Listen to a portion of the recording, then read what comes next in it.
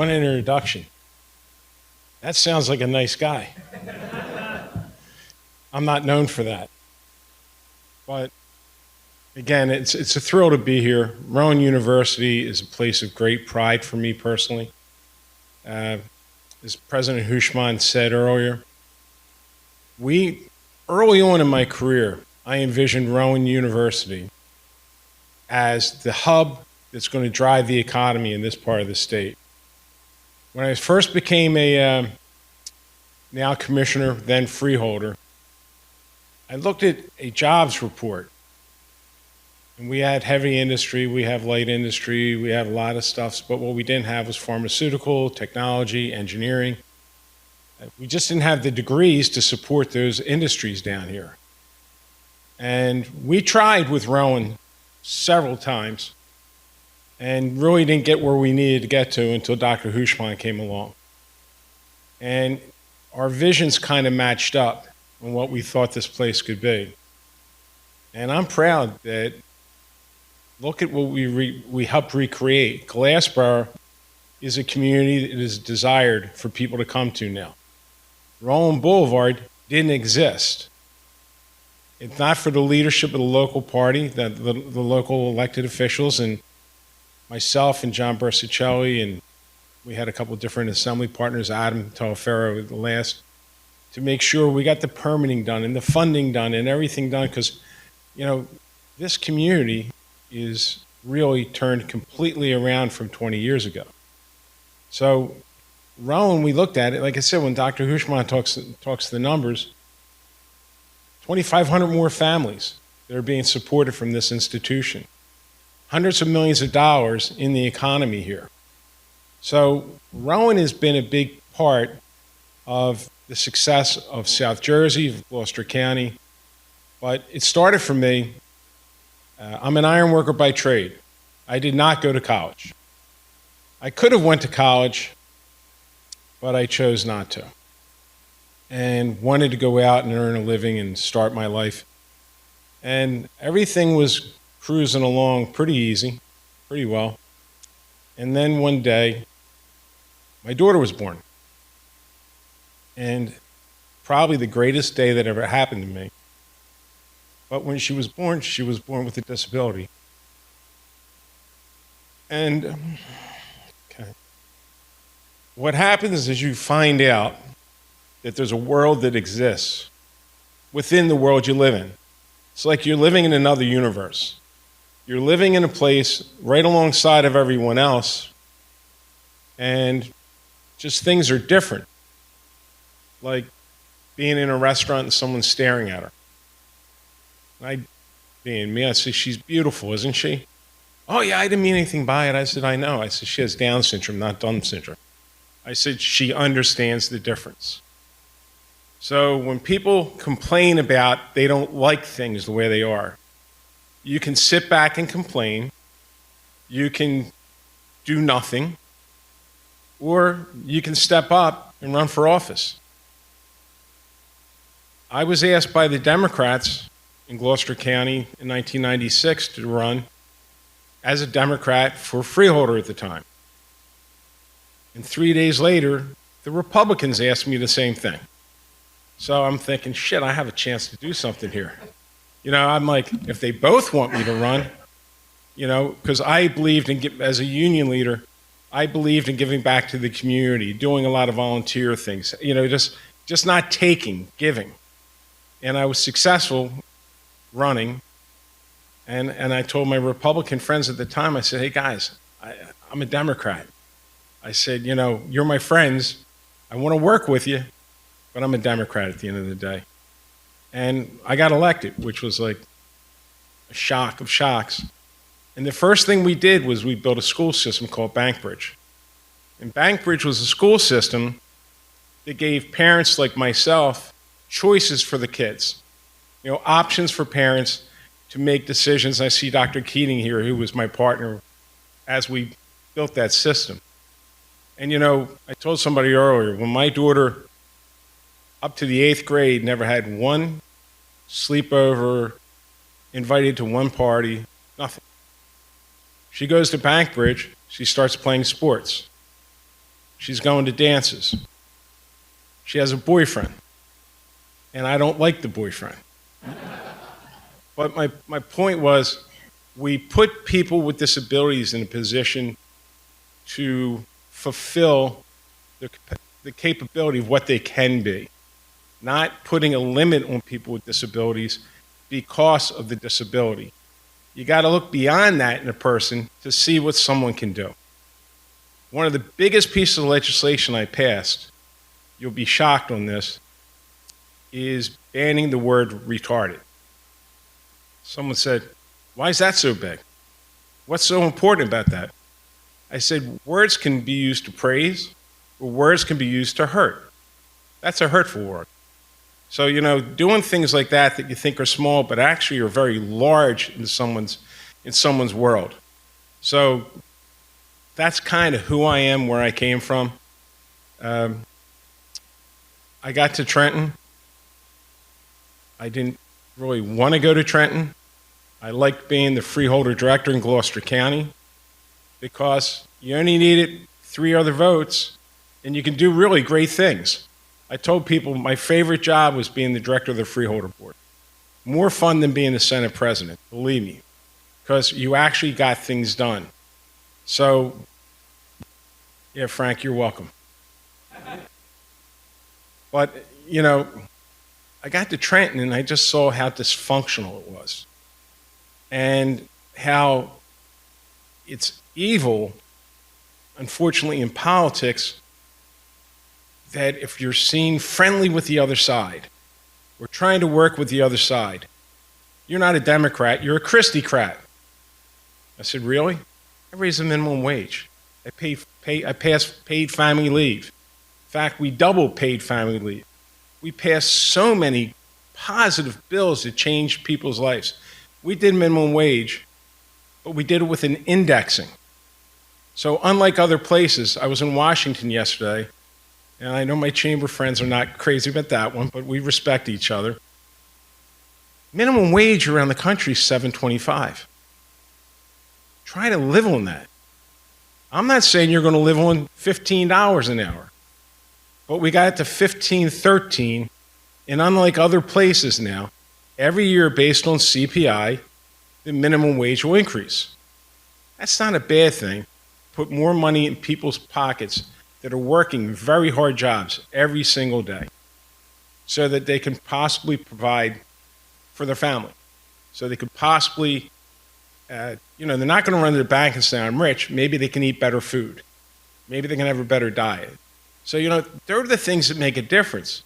And, they're the things that I've really loved. But unfortunately, like I said, in Trenton, it's a bad thing to be seen as bipartisan. A couple of years ago, I got a real eye-opening experience when I lost my election. And people were like, how'd that happen? I said, shit, I had 2 polls telling me I was winning by 20. I have no idea. But at the end of the day, as soon as that happened, I reached out to Dr. Hushman, and I said, I would really love to have an opportunity to create a think tank. Unlike other places in the state, a bipartisan, it's not bad words, bipartisan think tank, and we have 25 of the brightest people in finance in the state. They were cabinet members, they're treasurers, they're budget officers. And what's really interesting with this think tank that we have is watching all these really smart people when the doors close and you don't have to worry about being a Democrat, you don't have to worry about being a Republican or an independent. All you have to do is focus on, how do I fix this problem? You'd be amazed how well people work through those things. We just put together a budget projection, a 5-year budget projection that shows elected officials what the forecast is really looking to look like. Because a lot of people run in cycles. It's called a 2-year cycle for the Assembly, a 4-year cycle for the Senate. So you only worry about those periods of time. And if you don't have the information in front of you, it's okay. You don't have to, no one knows what's coming down the road. You don't know what's bad or good, and you live it day to day, week to week. Well, that's not the way you're supposed to do government. That's not the way you should do it. It's the wrong way of doing it. And our think tank, when we put out reports, everybody wants it. They want to read it. They want to know what's coming because they know it's real. And unfortunately, for a lot of people, things are not going to get better over the next several years. In fact, Ben, for anybody who wants to run for governor, let them know we're facing a $3 to $4 billion deficit for the next 4 years. You know what happens when you do that? You have to cut good programs. You have to cut funding to things you really care about. So, the idea is to find the solutions.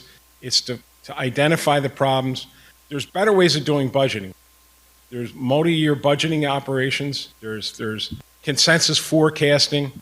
New Jersey gets a D from the Vocal Group, which is a bipartisan group nationally, on how we do our budget. Because I'm going to tell you a secret on how the budget's done. When I first became the Senate president, I spoke to the head of OLS's budget office. His name is David Rosen.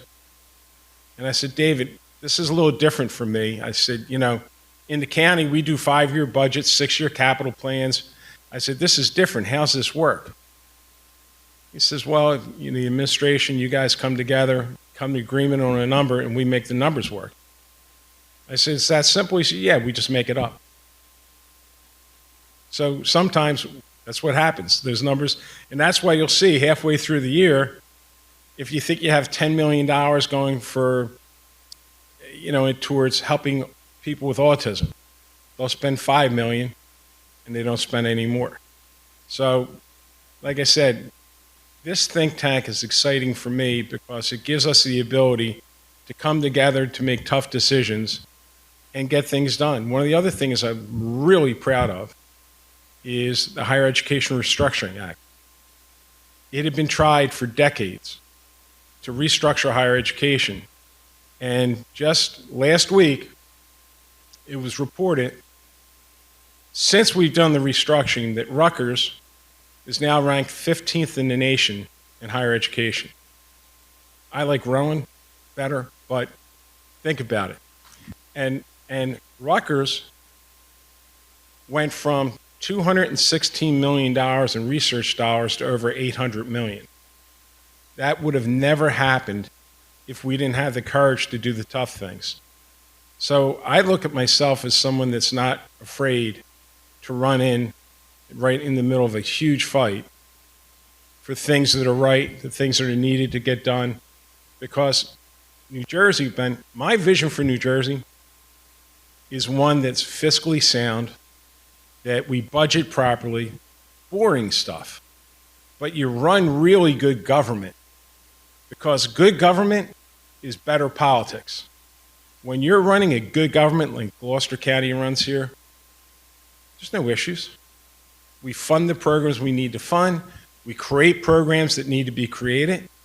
So it's my vision for New Jersey is not being afraid to tackle the tough things, not running away, and most importantly, not lying to people, not telling people things that you don't intend to do. Listen, it's easier to say no than to mislead somebody. And I got to tell you, the people that know me in Trenton know I was very direct, because you'd have someone come up to you and you say, what do you think about this? I said, yeah, I don't like it. You won't think about it? I said, I just thought about it. I don't like it. Well, but my client, what can I tell him? I said, tell him I said no, right? Well, how about if I tell him you'll think about it? I said, and you want me to send you 6 fundraising tickets for 6 different events and then tell you no? I said, I'd rather tell you no and be honest with you. My goal is not to stop you. It's just to be honest and direct with everyone. So, what I've seen in New Jersey is we need strong leaders that are going to take on the tough issues, that are going to stand up and not worry if you're going to lose an election or not over an issue. If you lose the election, you lose the election. I lost mine. Don't know why I lost it, but, things happen for a reason. So I promised others. People told me to talk for 20 minutes. I won't do that to you guys. Because I prefer questions, to be perfectly honest with you. I prefer to, you ask questions and I'll give you answers. So if that's okay, Ben, you want to do it? Thanks, Ben.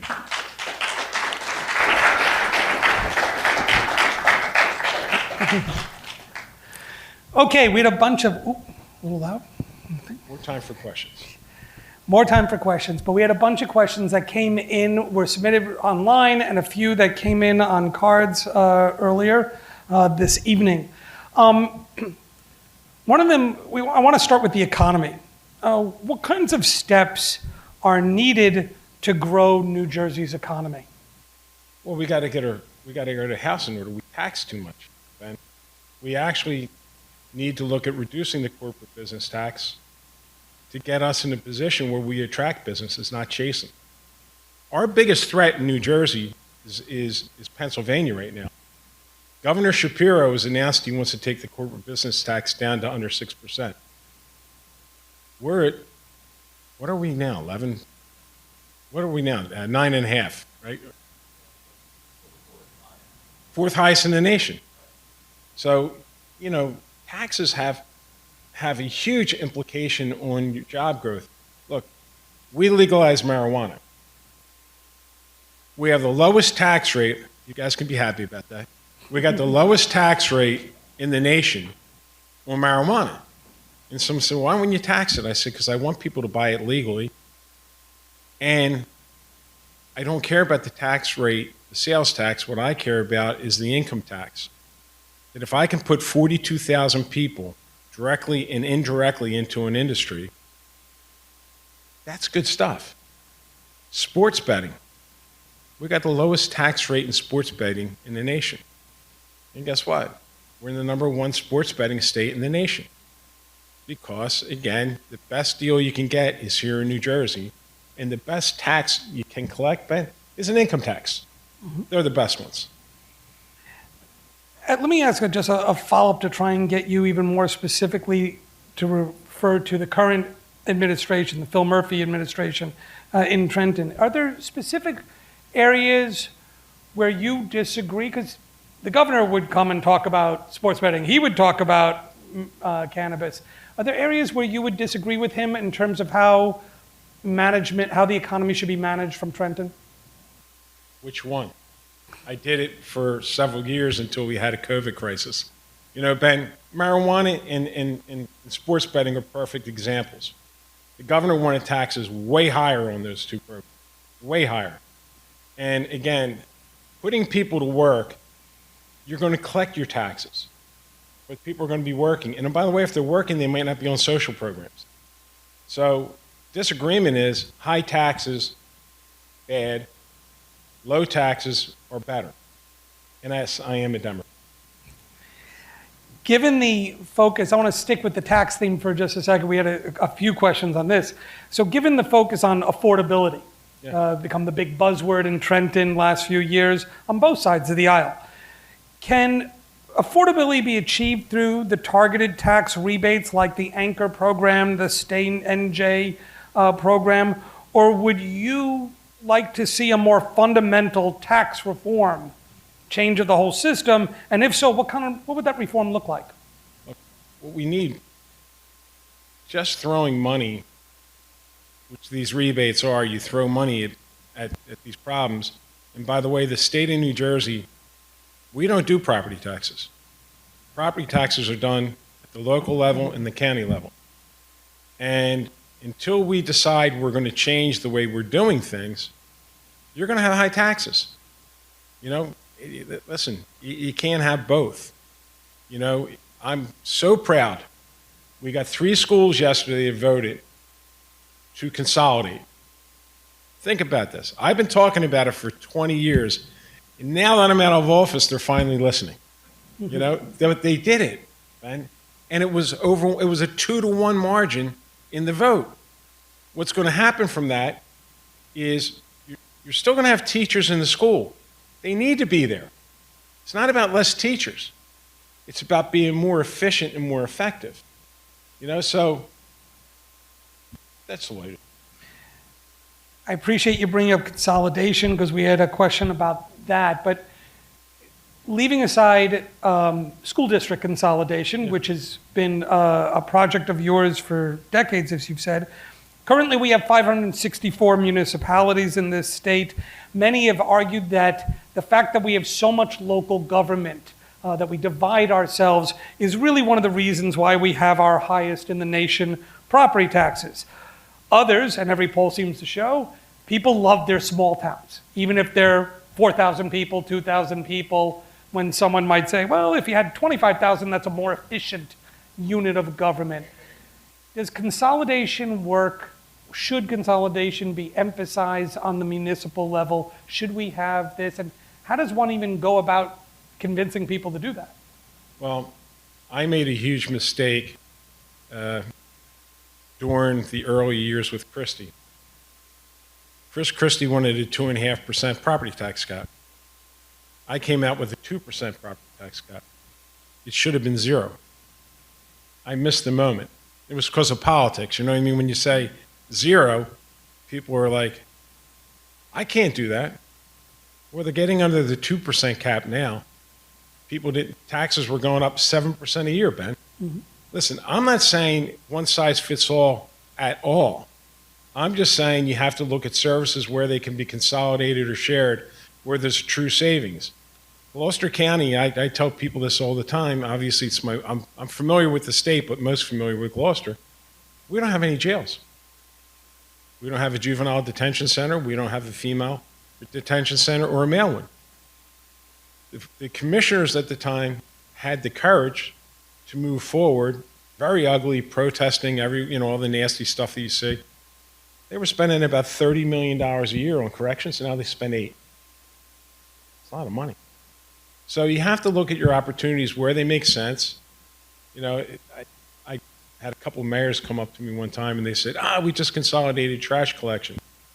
And I said, yeah? And he said, we're both saving $125,000 a year.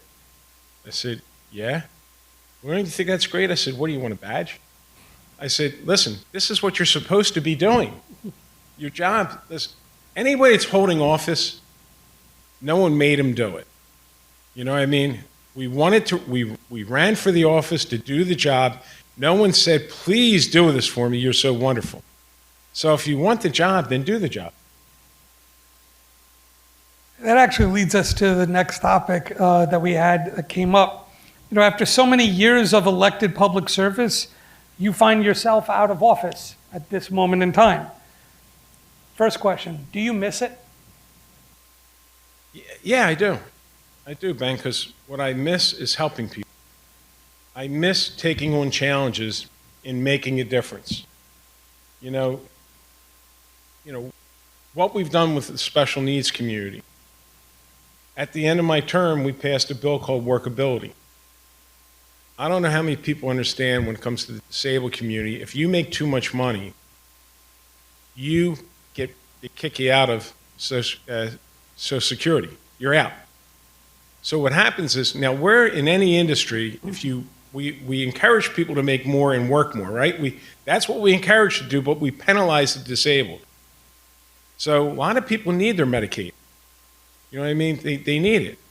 So we passed a bill, it's called workability, where you can make up to $75,000 a year and keep your Medicaid. I think that's a huge game changer.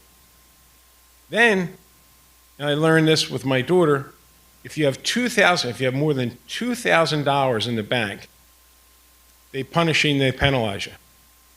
Now, how is someone with a disability going to ever be in a position to be able to take care of themselves?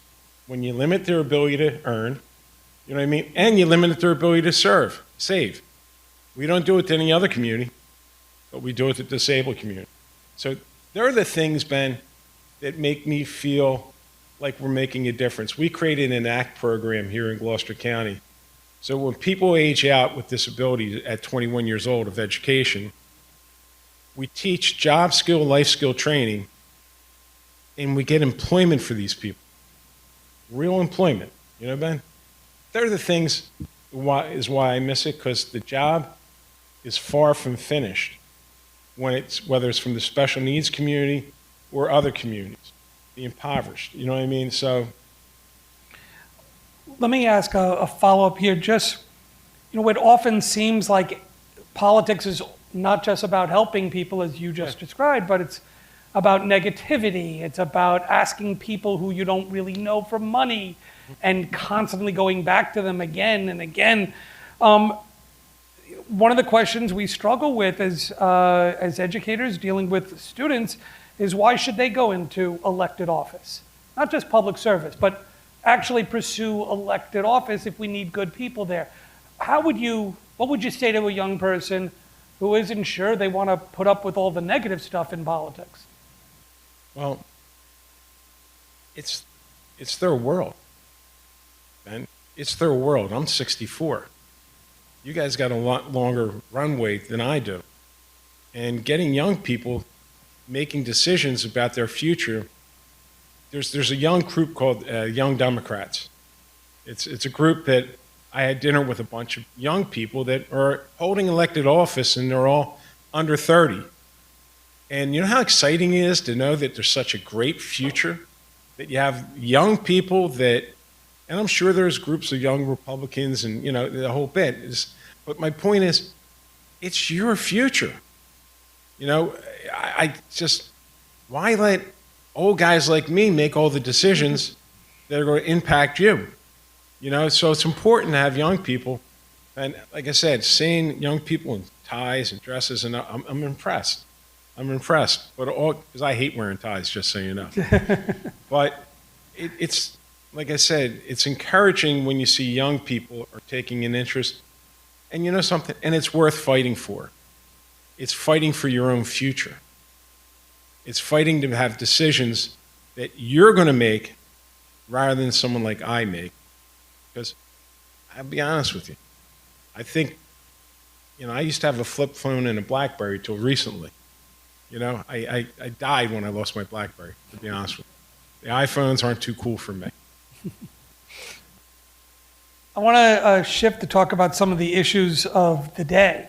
Pollsters tell us that the plan to develop offshore wind as a renewable energy source, which at one time enjoyed broad bipartisan support, has devolved into a bitter partisan battle. Now, you've been a leader in the development of this new industry. What is your perspective on the current controversy that surrounds it today? It's political BS. You know what I mean? Europe has had offshore wind for 3 decades. And I think there's whales and dolphins there, aren't they? I think.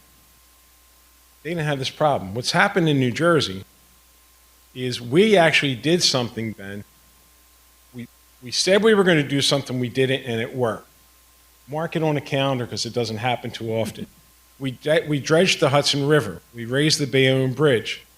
And we made the port of Newark the #1 port in the nation. There's more ships, a lot more ships. And because of climate change, the whales are in places they weren't before, chasing foods because the temperature's warmer. Now listen, we're struggling with offshore wind because when the projects were bid, interest rates were much lower, steel prices hadn't doubled. It'll come around. Offshore wind will come around. And, for us to make a difference, we need to engage in all these different energies, Ben. I was the prime sponsor of the offshore wind bill. You said it was bipartisan. Congressman Tom Kean was my co-prime sponsor. That's what we did when we had something really big. Oh, and Chris Christie signed the bill in Paulsboro at a port where he helped fund to make offshore wind happen. It wasn't partisan. But, it is what it is. We'll get beyond it. Do you imagine, is it your view that this has just been hyped up? We keep hearing these headlines. We're hearing about local groups popping up. Is this all go away after November, after the election? No, it's not going away. They're being funded by the petrochemical companies. And, they're not going to go away. There's a lot of money in this to stop it. And again, and just for the record, Ben, I'm not anti-gas. I think you need natural gas as part of your portfolio of energy in order to afford what you have. You can't afford all this renewable energy stuff, which I did the offshore wind, I did Reggie, I did the solars, we did this the thing for the nuke plants to keep them open. You need all of it, but if you don't have gas in the mix, you can't afford any of this other stuff. You know, California, I just read a stat. California, 60% of their energy comes from natural gas. So in order to afford the other energies, you need gas until the other energies get more affordable. Remember flat screen TVs? When they first came out, they were like $4,000 for one. Now you can get one for a couple $100. It's no different than this. Battery storage is expensive. It's coming down in cost. So, Ben, offshore wind is hitting a bump in the road. It will come along.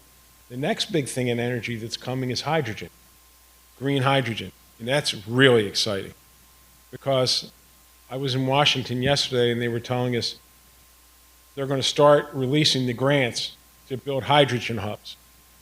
So I could envision one day you pull up to a gas station and there's gas, there's gas tank, gas in your car, or you pull up and there's hydrogen in another tank.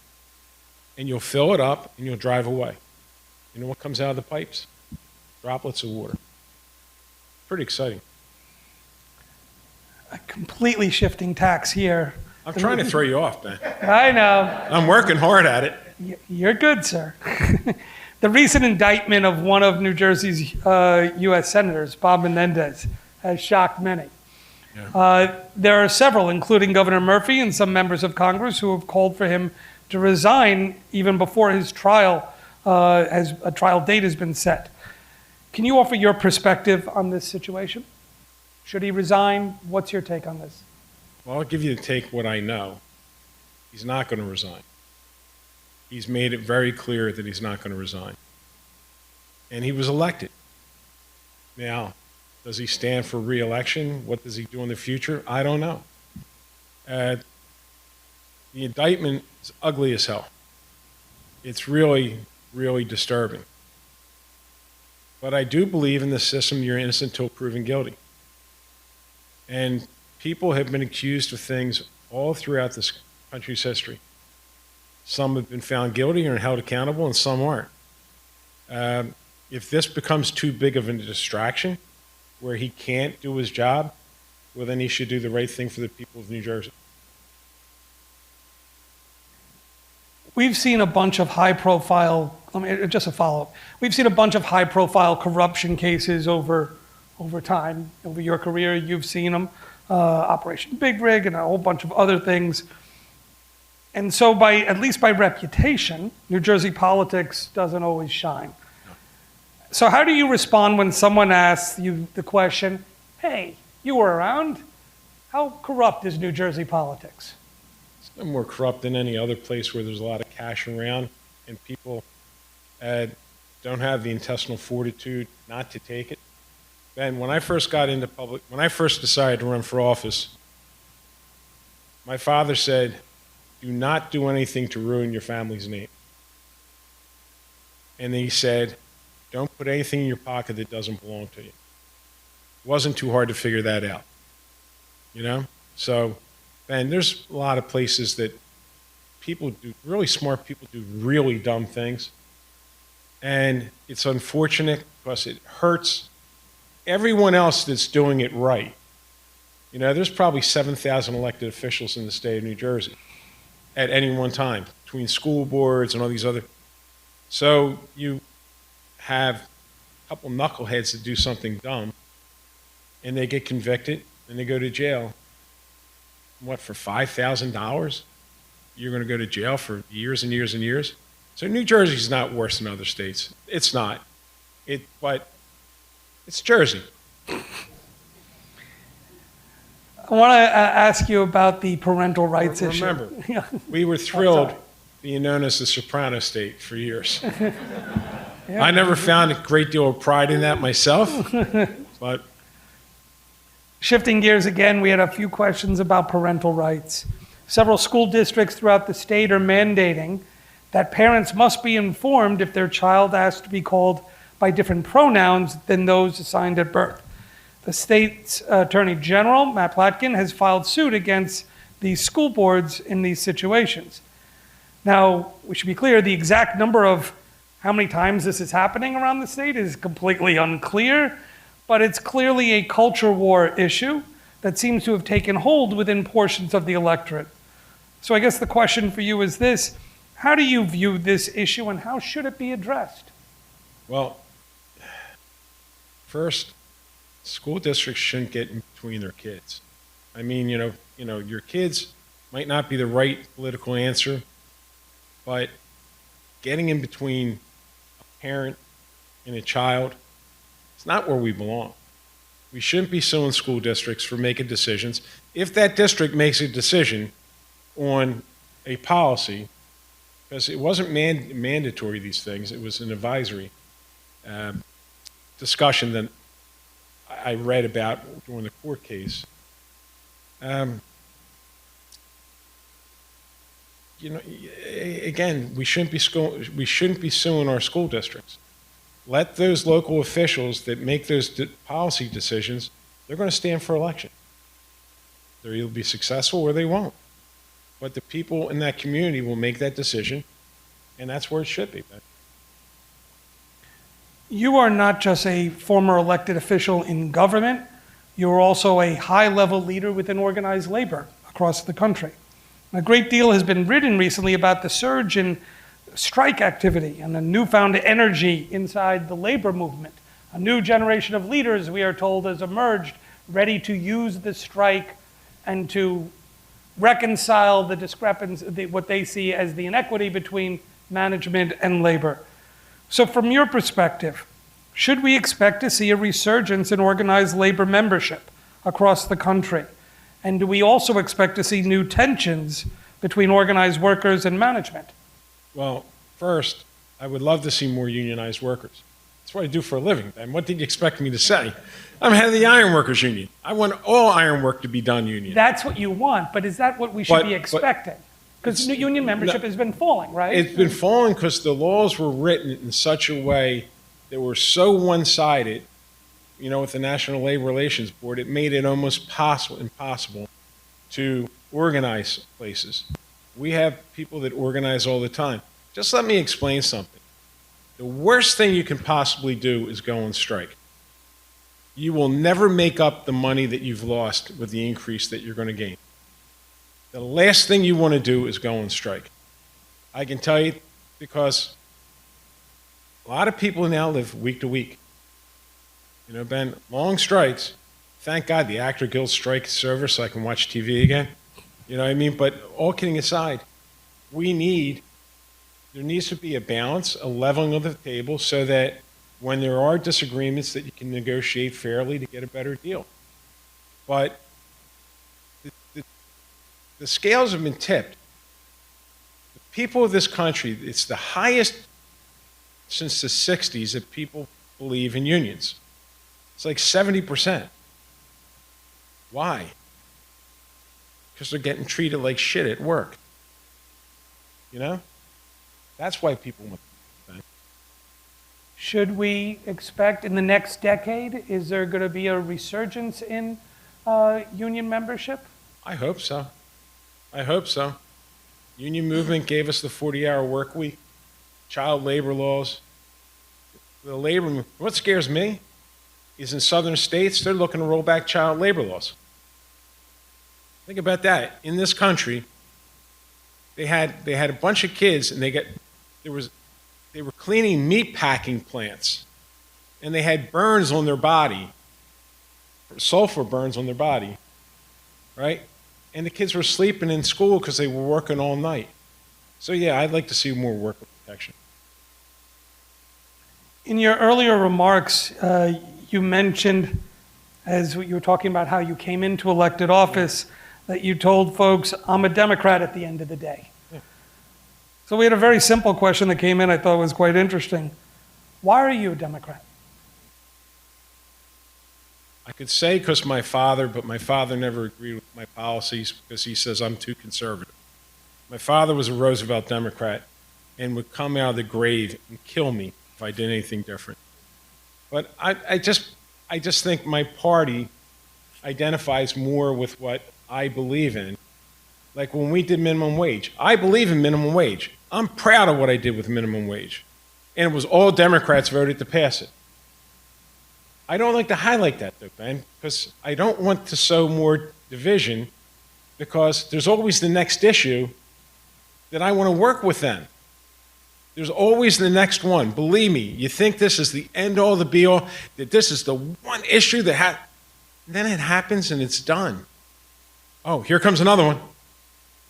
You don't burn your bridges, because a lot of the consequential legislation that we did over my period of time was done in a very bipartisan way. You know, we did that Path to Progress report. I had the Republican leader, Steve Orho, who's one of the brightest guys. Him leaving Trenton is going to hurt New Jersey residents. He's that good, especially on tax policy. And I had the Democrat budget chair, Paul Sarlo. And guess what? They came up with bills together that, if implemented, would make things better. More than any other topic, this came up. Are you going to run again for elected office in New Jersey? Not run for state senate. No, listen. Are you going to run for U.S. Senate? No. Okay. I will make that very clear. I am not a candidate for a seat in the U.S. Senate. I want to make that very, very clear. But I'll be making that decision in the future. I'm clearly keeping an eye open. I'm not committing to running for governor yet, but I am actually seriously considering it. We had one of the things that we talk about in class, certainly my class, is about how to disagree without being disagreeable. Yeah. Why would you say has civility seemed to disappear from public discourse? Why has it seemed to disappear? And how can we restore it? By not making it so personal. We just attack personally. You know what I mean? If it's policy, you can disagree on policy. When I became the Senate president, Chris Christie had gotten elected governor. He came to see me 2 days after, and we talked about, can we get something done? Or are we just going to do what divided government does, which is, if you have a good decision, you have something good to do, by all means, my party's going to kill it. And then I got something really good, and then you're going to veto it. So what we came up with was said, there's times we have to fight. There's times we absolutely have to disagree, but it doesn't have to be personal. You don't have to hail insults at people. You know, one of my favorite stories, because it's true as hell. Governor Christie told me he wasn't going to reappoint John Wallace to the Supreme Court. Now, anyone that knew who John Wallace was one of the brightest guys there. If I'm prejudiced, he's South Jersey. He was the smartest guy there. And he called me up and said, listen, I'm just advising you that I'm not going to reappoint John Wallace. And we talked. And he says, but I expected you to do your job, which is advice and consent.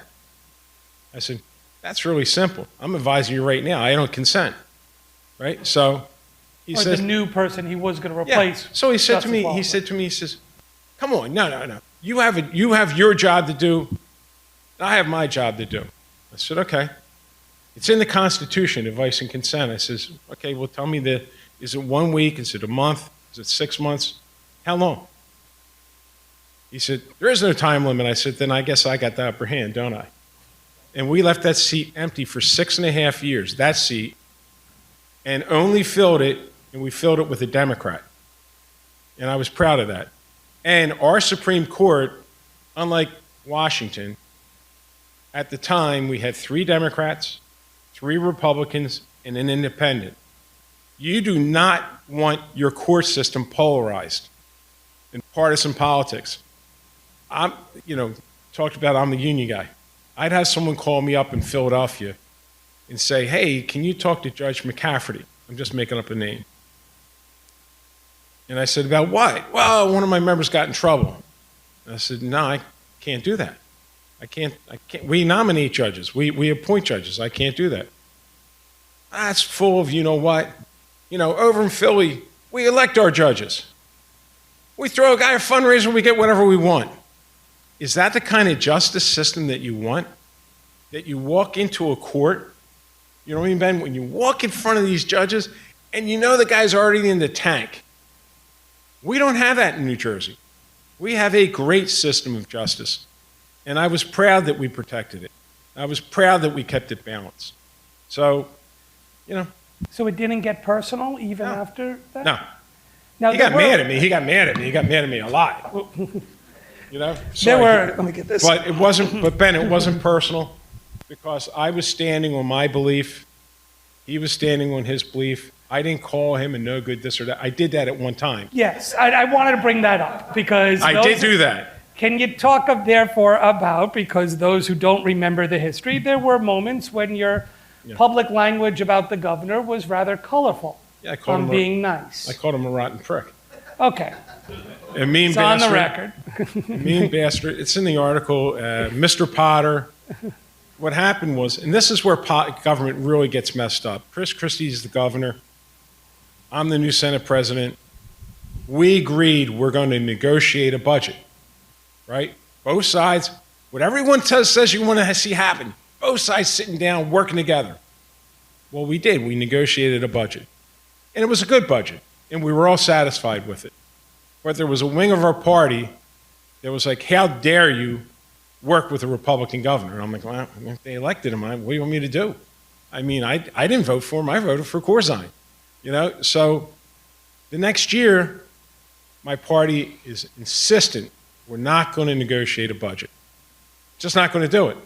We're going to do our budget. We're going to take it down and give it to him. And I'm like, he has a line item veto, right? We don't care. We're going to show him our values, where we stand. I was like, I know how this is going. Now, this is when you know better, but sometimes you can't.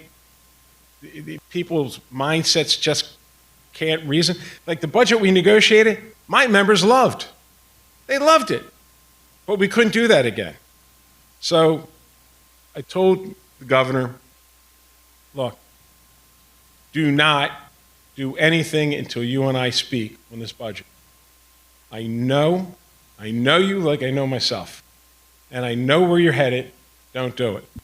So he said to me, okay, I'll see you whatever day it was. I get to my office, at my big office in Trenton at 10 o'clock. Call you in an hour. Call him again.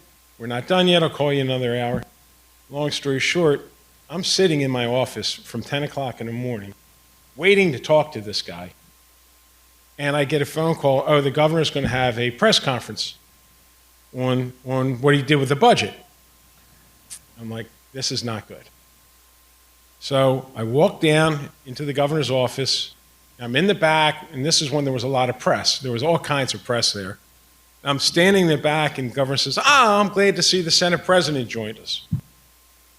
And he turned around and axed out, you understand my passion for the disabled.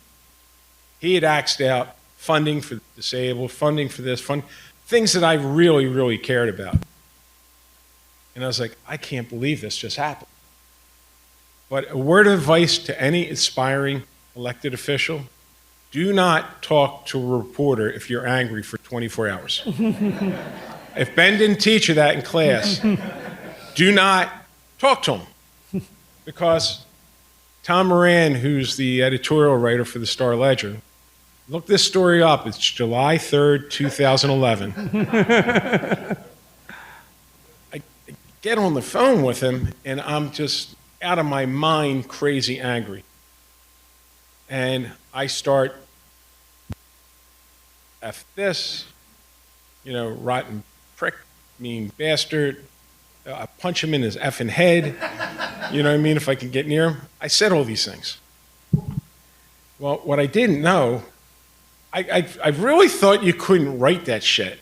You know what I mean? So I'm using language that I'm like, there's no way this could ever appear in Just so it'd anything. be F blank blank Yeah, blank, yeah, you know, lots yeah. of asterisks. Yeah, and things yes. like that. And I figured maybe Mr. Potter, but not the rotten prick thing. I didn't think. Well, 6 o'clock in the morning, my phone's ringing, and it's Chris Christie. What I didn't know was the Star Ledger had told all their newspapers that were affiliated, we got a front page story for you, right? And I think the headline was Sweeney calls Christie a rotten prick or a mean bastard. And my phone's ringing, and it keeps ringing. I'm like, I'm not answering that. I don't know what's going on. I have no idea. So I ran to the store and got a newspaper, and then it's like, holy shit. Oh. And Moran calls me up.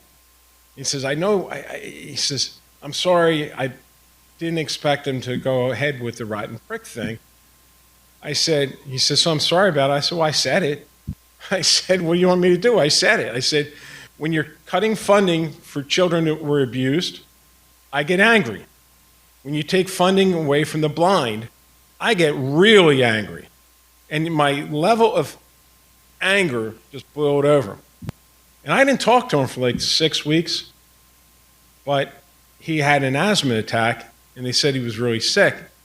And this is probably not good for me politically, but I'm friends with Chris Christie. Never agreed with things. It's like if you go to a bar, and you sit down and you're watching a game, you start talking to somebody. You don't say, hey, you a Republican? I only talk to Democrats. You don't do that shit. Part of my language. You don't do it. You turn around and, like I said, they're human beings. We're all humans. We all have feelings. We all, you should care about, even people you don't like, you should care. We started this part of the conversation talking about civility. Yeah. And we got to the colorful language. Yeah. Your point, if I understood you correctly, your point was, look, we've made things too personal. So clearly the governor made it personal when he acts out things that he knew would goad you. I don't think he... And you certainly made it personal when you used that kind of language. Well, I took it personal. I don't think he intended for it. I don't think he realized... I really think he underestimated how much these things matter to me personally. You know what I mean? We are standing here at Rowan University, and there are some who believe the best way to reduce the cost of higher education in New Jersey is by increasing aid to colleges, aid to universities. And indeed, it has been reported that Rowan generally receives far less per student than almost every other four-year school in the state. Others have argued that the best way to reduce the cost of higher education in New Jersey is to increase direct aid, not to the university, not the institution, but to the students. Tag grants and things like that. So it's easy to say we should do both. But do you believe one approach should be emphasized? It actually should be both. We've increased tag and EOF every year I was in office. The 2 years before I lost, I met with all the presidents. See, this is how you actually fix things, Ben. I met with all the university presidents. And we came up with an idea, because the funding levels for universities are all over the place. I mean, one school is getting 5,000, another school is getting 2,000. So the college presidents, and what we would do is, we'll go take money from Rutgers, or we'll go take money from Rowan. We're like, no, let's not do that, because that just creates fights within. Let's add additional funds to create a floor. In the first 2 years, the first year, it was Stockton and Montclair got $30 million to raise their floor. The second year, it was Stockton, Montclair, and Kane. And none of just so we all understand, you're talking about the floor of the per student spending. Per student spending. So, there's ways you can get things done, but the Trenton way is to create controversy, like I'm going to take it from here, I'll take it from there. So now everyone has to fight, and nothing gets fixed. The other college presidents were fine with these universities, these other universities that were being underfunded, increased. So it's like, just raise the floor until you catch everyone. We were doing it with general medical GME money, which is what we give to medical school students per school. Rowan was at 49,000. I think we're at 60 now, but Rutgers is at 110. So why is the Rutgers student, better than the Rowan student? So we don't want to take from Rutgers, but add more money on the other end to bring us up even. Which, it sounds wonderful, Yeah. except that isn't government, in effect, as you've seen many times, about limited resources. Where does the new money come from to give everybody that kind of wonderful floor? Listen, it's prioritizing. The money comes from prioritization. Hey, listen, this year it might be 10 million, next year it might be 5 million, but it's more. You know what I mean? Like, you're not gonna, what I learned in Trenton is it's very rare, as I was telling somebody earlier, it's like a Hail Mary pass. When you see somebody throw a Hail Mary pass, every now and then someone catches it for a touchdown. It's very rare. Any legislation that's ever done that you think solves the problem on one shot, it's never happening. What happened, one of the biggest adjustments when I left the county board of commissioners was we would get together, 4 of you, and you could build schools for special needs people. We could build a veterans cemetery, right? We all think it's a good idea. That's what we're doing. In Trenton, it's just, that's theirs, no way, back and forth, well, I'm going to get yours. And at the end of the day, we, who they are supposed to be serving, are serving themselves. And that's the problem. And that's what I think I can do, Ben, and I have done. It's different from others. I have credibility with the other side. And it doesn't mean that we're not going to have those same fights, but we'll have less of them. I want to ask you, we end all of our guest speakers' visits here to the university with this question about advice for young people. What do you know now that you wish you knew when you were first starting out? That is a dangerous question. I didn't realize how hard it was going to be to get things done. And I was the Senate president, right? Because of the BS that goes on within both parties at times. And trying to remind the elected officials that they're there for us, we're not there for them. We need you to do your job. We need you to get things done and knock off the BS. You know what I mean? So for a 20-year-old who wants to appreciate your wisdom, the advice is know that you're going to be facing the BS and call it out? Yeah. And don't be afraid to speak up. Be a leader. If you seek out office, you're a leader. You're a leader in your community. But understand, the problem with that, being that leader, is you're going to have to tell people no. And when you tell them no, you lost somebody. You can do things 100 times over. 100 times over. One time you don't, you're a no good SOB. And you got to get to a point where you just can't let that bother you. Because you know what you're doing is the right thing. If you believe it's right, it is right. You know what I mean? And you know the difference between right and wrong. We've all been brought up. We know the difference. So when you know you're doing it right, Ben, when you really believe in what you're doing, and you want to make a difference, I advise you to go forward, believe in it, and make a difference. Because it's yours. You know what I mean? It really is. It's yours. Better you making that decision than somebody that doesn't know what's going on in your world. And on that note, let us thank Senate President Steve Sweeney. Wonderful. Thank you. We're going to give you a parting gift. We're going to give you a T-shirt. Okay. We have as a parting gift for you, sir, your very own RIPAC awesome-looking T-shirt. Thank you. It says in the back, Workforce Development for Democracy, which is what we do. So there you go. Thank you. I'm not going to hold it here because I'm not used to holding numbers. I'll hold it over here. Thank you, everybody. Thank you. Thank you so much. We look forward to seeing you at our future events. Everybody have a safe trip home. Thank you.